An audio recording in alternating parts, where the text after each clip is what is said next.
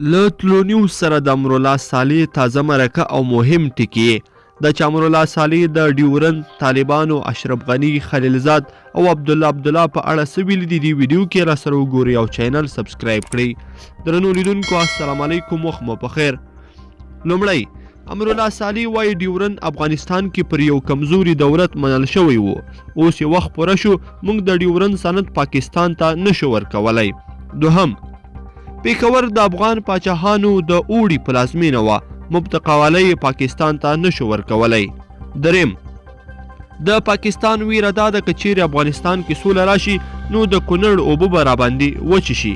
څلورم، موږ اړتیا نه لرو چې پر خلیلزاد باور وکړو، یا نه هغه امریکایي دی او موږ افغانان یو.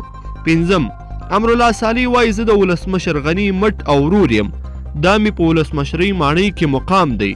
شپږم، امرالله صالح وایي عبدالله په 2014 کال ما ته اجازه رانه کړه چې د ولسمشر غني ټیم او امریکایانو سره ناستو کې برخه واخلم.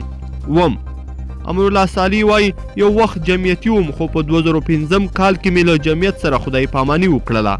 اتم، امرالله صالح وایي له سیاسي شورو سره ګورم خو حکمتیار سره مې نه دي لیدلي، نه یې زه د لیدلو لیواله یم او نه مې دی د لیدلو لیواله دی، او له خدایه هم دا غواړم چې یو بل ته مو د لیدو لیوالتیا پیدا نشي.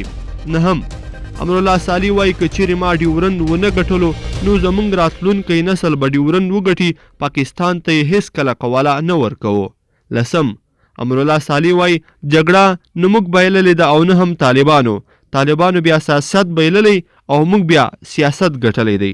درنو لیدونکو په دې هیله چې د امرالله صالح د تازه مرکې دغه 10 مهم ټکي به مو راسره تر پایه پورې لیدلی وي. که مو دا ویډیو خوښه شوې ویډیو لایک کړئ د سره او چینل در سره ضرور سبسکرایب کړئ. تر بلې ویډیو پورې ښه وخت.